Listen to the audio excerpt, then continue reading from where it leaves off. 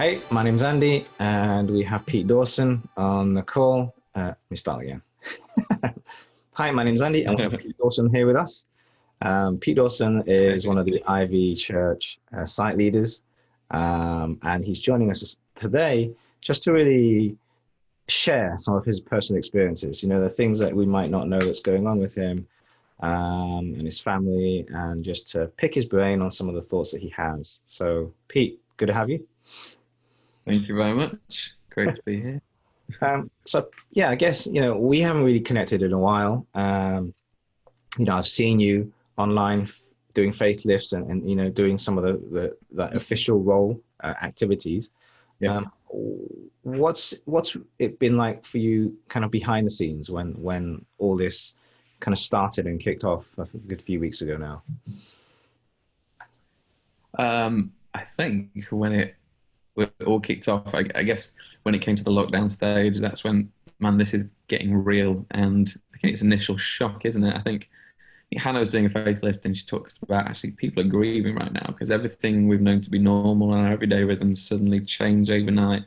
And the fact that we can't see people as we once did. And yeah, as I say, rhythms are changing, lifestyles are changing, impact and all that. And so as I guess a lot of the first couple of weeks was trying to process this is what's going on. This is a new normal, and straight away think, oh, but this will be over soon. But then a few weeks in, you realise actually this is not a short-term thing. And so I guess for me and Lauren, my wife, I guess the first couple of weeks was trying to process, man, this is the new state of things. And yeah, if I'm honest, there's a little bit of fear because at the beginning of something like this, there's a lot of hype in the media, isn't there? It doesn't help to be too immersed in it. It's good to be informed, but not immersed. But all these statistics that are coming out. So many unknowns for everyone. So I guess you're trying to navigate that yourself in our home and what the next few weeks are going to look like. But I think we settled quite quickly, and we're both quite positive people. So like, okay, let's make the most of this. How can we kind of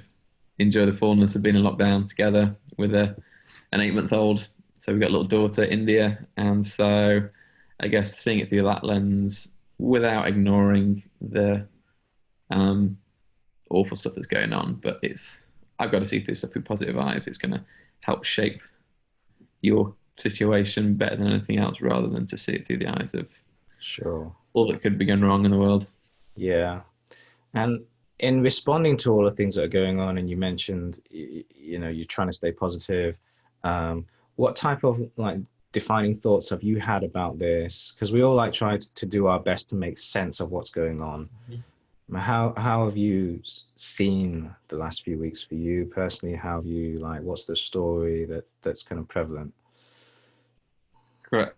I guess when any sort of tragedy or disaster or trial happens, one of the things we can always ask is, why is this happening? Why is this happening? Which I think is a useless question, because even if you get an answer to why is this happening, it doesn't change what is.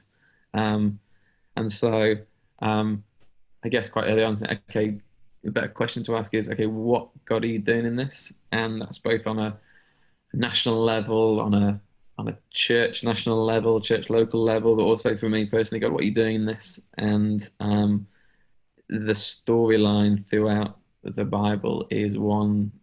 I talked about this on a faith lift the other day, and you can have these wilderness seasons where you don't understand what's going on. You're not the destination you ever want to be in. You just find yourself somewhere else, but actually God's always at work in that. And so for me, one of the things that came apparent a few weeks in is at times like these, or this particular time, the Bible uses a phrase a lot about being refined in the fire, whether that be trial and whatever circumstance. And actually all the dross and the rubbish is brought to the surface, and what's left is what really matters, things of real value. And I think at the moment, it's really bringing to the surface for myself and for everyone else that I talk to, things that are of real value. I mean, in the normal world as we knew it, there's lots of distractions, lots of things we immerse ourselves in that are good and they're entertaining and we enjoy them. But actually, when stuff's refined in the fire, those things no longer become of value or importance, or they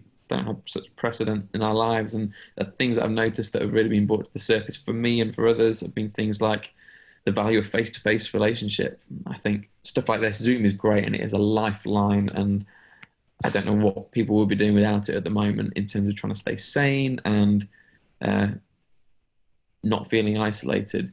But at the same time, people are craving face-to-face relationship, and I think it's something in a technology kind of saturated world we take it for granted in an ordinary world that we see people, but it's what people are craving so much. I don't think we can replace that. The other thing is the value on local community. My street here, most people I've never really had more than a passing hello to, but I've got to know really well over the past few weeks. And people just seeing such value of actually, this is the place where I live. I've got to make use of relationship in this place, because when it all goes wrong, then you rely on the people close to you. And I think we've seen some amazing relationships formed, and people serving and helping each other. And it's the things that people are clinging to of real value, and they're two of the big ones that I've seen. That's great. It's good, Pete. And again, one of the other things that this crisis has done to us is integrated like all of the different hats that we wear. You know, you're physically wearing a hat now. But you know, your job, your role as a leader, and then being a family man, dog owner, or any other things that you have. Like, how are you juggling and balancing all of those when beforehand we might have gone to different places or had different times for those, and it all gets kind of like meshed together? If I'm really honest, I'm a kind of person who isn't particularly organized. So having things I struggle to be organized. I try.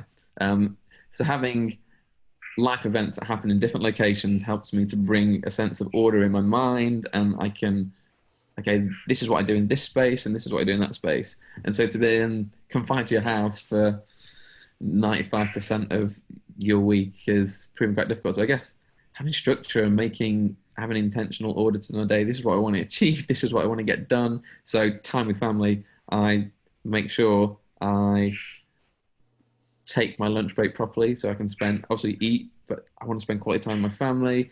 I try and not diarize, but make sure the thing at the beginning of the day is my quiet time spent with Jesus.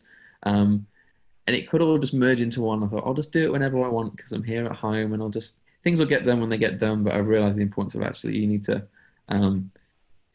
still have order and still put structure and have an intentionality about things that matter and things you need to get done. And so it's been a learning curve, but I have had days when I've lost the structure and I've not got much stuff done, if I'm honest.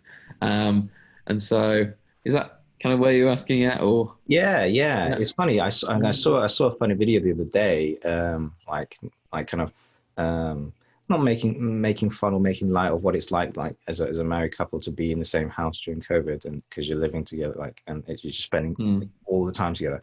And it gets to the end of the day, and the wife asks the husband, "How was your day?" And the husband says, "You were here for every second of it." It's like, like, but actually that it might not be the case, right? Because you could almost falsely think that spending all that time together means you're spending quality time together, and there's a distinction. And I just picked up on that because you said when you have your lunch, you make sure that you are intentional about it and you spend that time, I assume, interacting and having a talk. Yeah. And again, on that, we want to make sure we put things in the diary, like a date night. So Friday night, it's going to be a date night, because although we're chatting all the time, we're in the same space, it's good to give quality time when you're not talking about the crisis of the world, but you just spend time with each other, and however that may be. So that's been really important. And getting out as well. It's just good for your mental health. Like right now, it's so good to care for your mental health. I think as a Christian, it's right to spiritualize everything because everything is spiritual. But over the past year, God's taught me, I've given you a mind, and I've told you love with all your heart and your soul, so all the mushy stuff and the internal stuff and the deep feelings we have, but actually loving with your mind as well. You've got to, I think we can't love God well if we don't give care to our mental health. And so there's so much stuff we can do about how we engage with scripture, how what we fill our minds with, what we're watching, what we're listening to, but also getting out, having space and for me, I've got a dog who's actually sat next to me here, and it's just good to get out in the fresh air, take some space, enjoy time out. And for me, what's good for my mental health and for my wife as well is getting out and having space, enjoying the outdoors. Even yesterday, it was throwing it down with rain. We still went out and we enjoyed it because it was different space. It was good for the soul. It was good for the mind, and I think that helps with a lot of stuff. Yeah, yeah, yeah. It's like we appreciate just being outside now, regardless of the weather. Maybe we complain a little bit less about it being wet and rainy.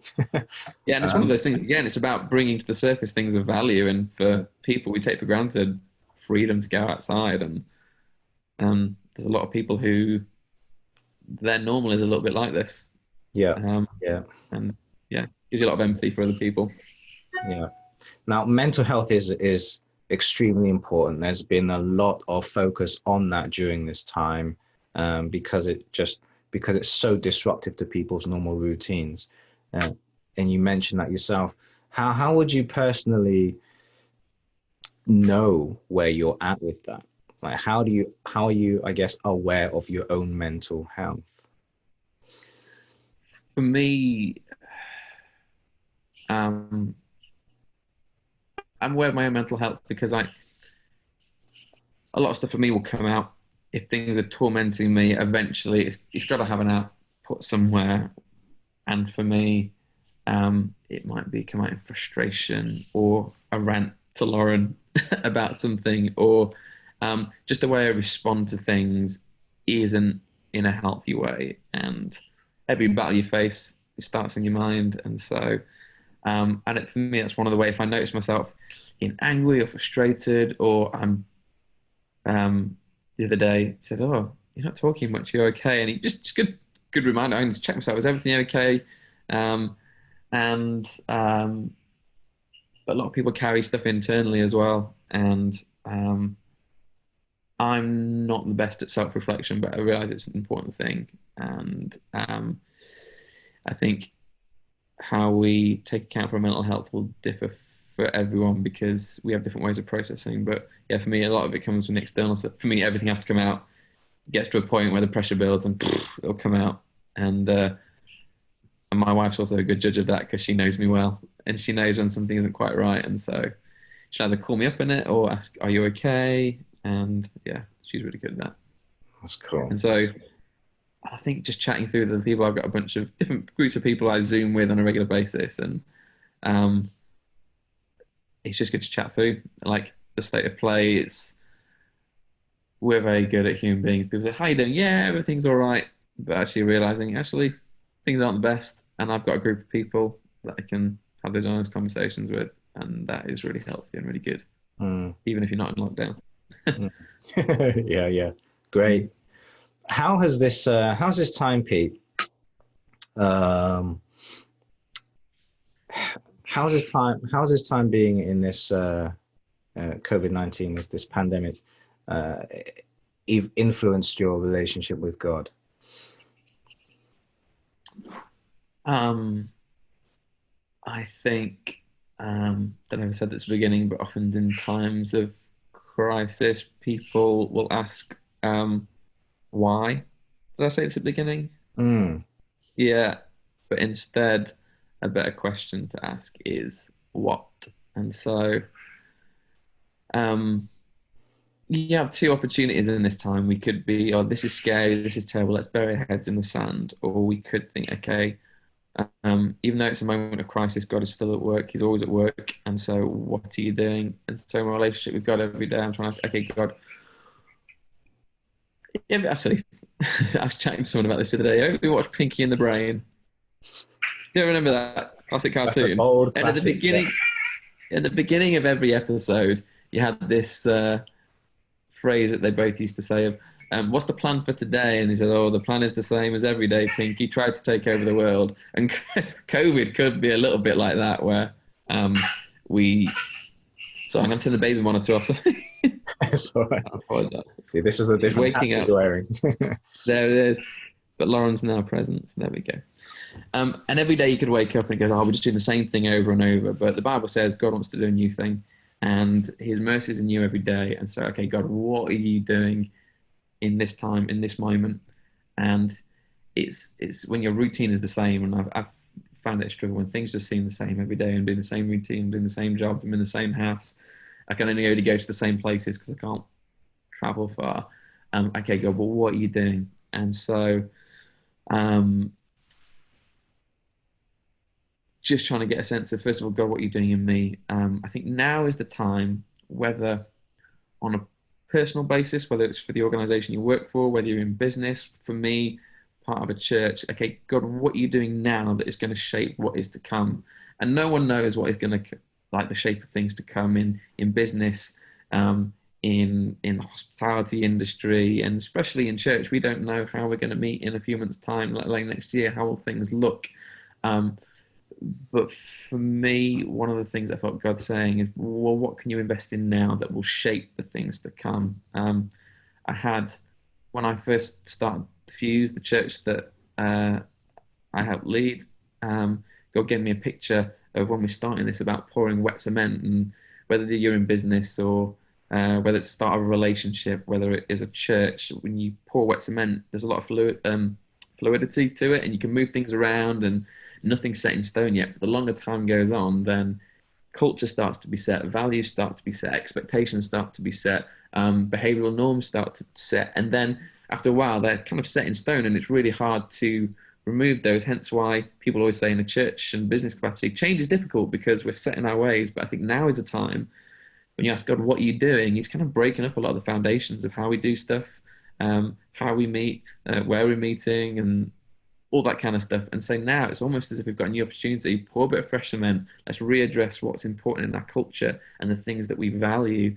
And for me, both in, I guess, a personal sense in my marriage, and as a father, as a son to my parents, there's a whole new playing field. And I've got to set new cultural and things that I value that are going to set a precedent for what's to come next. And especially in terms of church, I think God's saying, telling me, right, what are the things that you really want to value that come what may, and we don't know what is going to happen. These are of value, and this is going to shape however things will look in a practical sense of how we meet. And so, yeah, there's lots of things that God's been talking about personally and as a church, investing in discipleship. And I think now, because we can't meet in community, it's a good chance to take a look inwards, and it's a great time for us to mature as followers of Jesus. I mean, that's the goal. The goal is, we're always looking for the promised land, aren't we? Where am I going to be? What's the goal? And where's the end place? Where's the ministry? Where's the final destination? I think God is concerned with that, but he's more concerned with the process, and he's less concerned with what we do, and is more concerned about who we're becoming. And I think now is the time, whether you're talking that for an organization, a church, or just as you as an individual, who am I becoming? And I can readdress that now.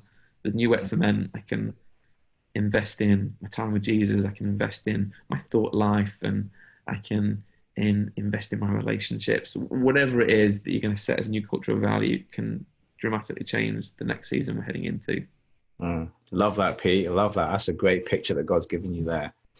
And going to, like you meant, God is doing a new thing. 100% agree, and that is very exciting. Right? Can be unnerving, shaking things up. It's like things that we had set in stone, set in place, that were concrete, and now it's all up in the air, and holding things lightly. It requires us to have more faith in God than faith in ourselves and our ability to control everything. Then as we at some point get to the end of the tunnel with this situation, with what we're going through as a country, a nation, the world, what in particular do you think that you've seen so far that you're gonna want to continue, that you're gonna do or do differently, in terms of you being you and the person you're becoming? For me, it is the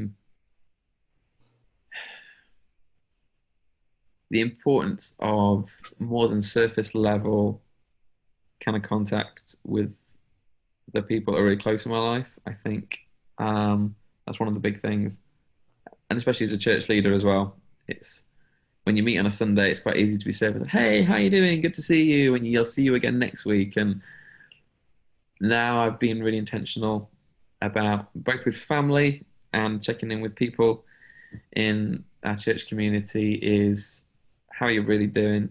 And we're not very good at that as a culture, really. We settle for the surface level answer, and I think there's something about whether you're a Christian or not, God's obviously doing something to create a better culture of care in the nation. People are caring more and they're taking time to look out for the one. And we see Jeff pass down the street every day, but we have time to invest in those kind of people, and it's more than surface level, and we get into uh, a window inside to how people are really feeling and an opportunity to meet needs. And I think that shouldn't stop after COVID.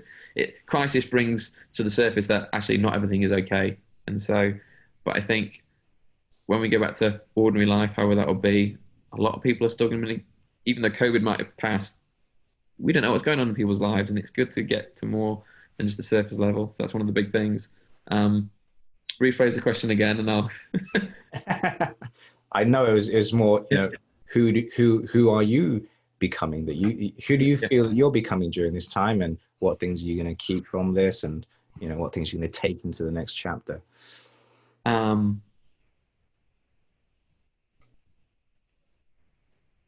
I think I said it already, but we're often we like the big picture stuff and where we're heading, what's the big vision, and that's really important. But actually, again, it comes back to who you're becoming, and now more than ever, we have time to reflect on that because we have time in our homes and a lot of time with ourselves and only ourselves, or with the people closest to you.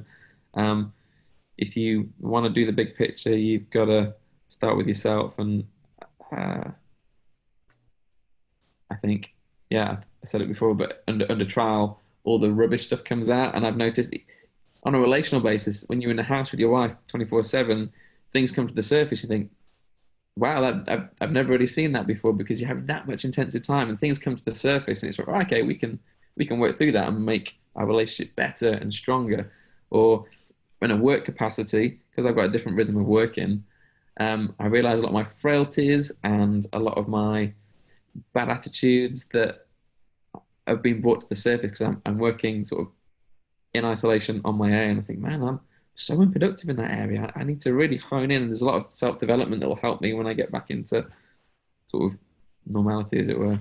I didn't articulate that well, but we can't expect to do great things unless we actually develop ourselves, and whether spiritually, emotionally, physically, and yeah, great, awesome.